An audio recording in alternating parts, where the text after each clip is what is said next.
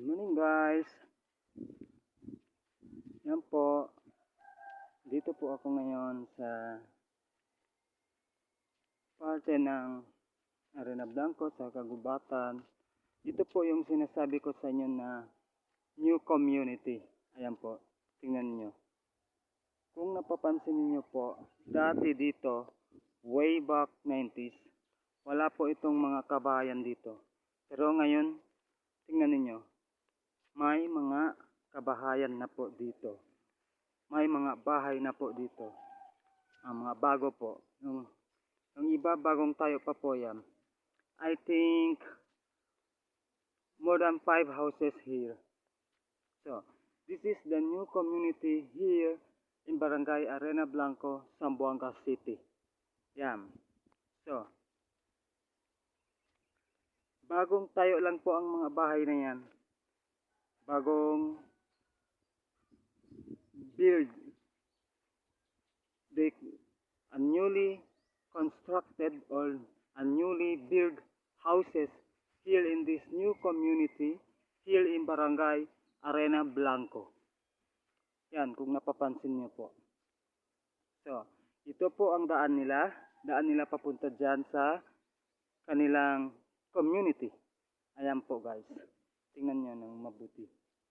So, dito naman po, bandang dito, di po kayo dito. Samahan niyo po ako dito mag-explore ng bagong community dito sa Barangay Arena Blanco, Zamboanga City. So, dito po, kung napapansin niyo, marami pong mga punong kahoy. May mga atis, mango trees, yan, santor trees, and mga puno ng niyog. Ayan. So dito po, wala pong mga bahay dito. So, plain po dito. Doon sa kabila, mayroon pong bahay. At doon naman po sa dulo, mayroon po doon na kung saan, kung tinatawag natin ay cementerio, doon po nililibing ang mga taong patay. Yung ano po. Yan po. So pupunta po tayo dito. Mag-explore po tayo. Explore po tayo dito. Yan. Kung nakikita ninyo, bago din po itong komunidad na ito. Bago din po mga kabayan dito. Kunti lang. I think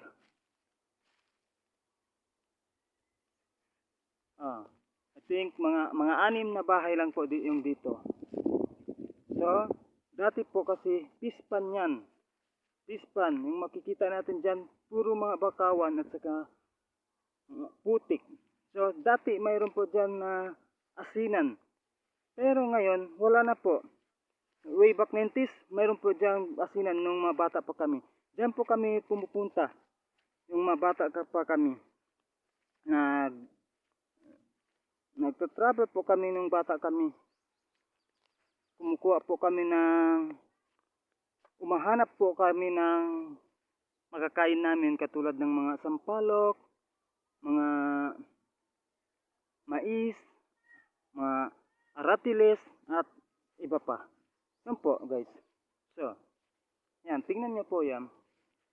So, sa kabila naman po niyan ay ang tinatawag na bench tribe. Sa bench tribe po, marami pong kabahayan dyan sa bench tribe. Maraming kabahayan sa bench tribe. So, ang population dito sa bench tribe, the residents of bench tribe, majority ay mga mahihirap. Kawawa po guys. Kawawa po yung mga tao dito sa bench tribe, sa Civictor Street, sa Camlan at some parts of Arena Blanco. So, kasi ang majority po ng mga residente ay mahihirap. At lalong-lalo na po ang problema po dito sa komunidad na ito ay tubig. So, yon. Mahirap po yung tubig. Tubig na inumin. Mahirap. Tubig na inumin, tubig panlaba, Yun, tubig na mahirap po. Hello kanay, nag-vlog ako. Nag-vlog. Subscribe ka my YouTube channel ko. At YouTube channel. Ayan po guys. As I mentioned, yan po ang number 1 na problema dito sa komunidad na ito.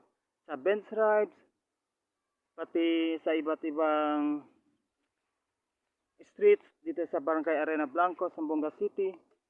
The problem is water. Water scarcity.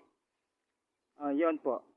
So, kung sino po sa inyo guys ang may mga magandang puso na andang tumulong, please, pakitulungan po kami dito sa Barangay Arena Blanco sa tubig. Kasi yun po ang pangunahin naming problema ay ang tubig. So, kung nakikita nyo po dito ay kagubatan po. Mga punong kahoy, iba't ibang klase ng punong kahoy, punong niyog, puno ng niyog, puno ng mangga, santol, labanos. Ayan po guys. So, may mga name trees. Name trees is an edible. Name trees is herbal trees. Herbal yan po. Marami pong herbal dito. Mga noni fruits. Ayan, mga pineapple. Taniman ng mga pineapple. Ayan. Nakikita ninyo. So, ayan po yung mga kabayan dyan guys. Dati po ay wala pong kabayan dito. Ngayon lang po. Bago lang ito. Bago lang yung mga kabayan dito. I think last year lang yan sila naggawa ng mga kanilang sariling bahay. Ayan po. So sa muli, hanggang dito na lang po ang aking vlog. Kung nakikita niyo po ang weather ay parang mix of good weather and bad weather.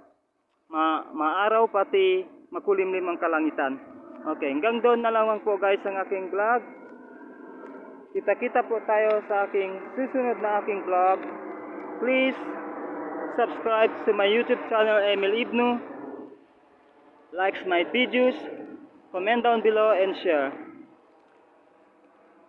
Once again, thank you very much and God bless. Bye.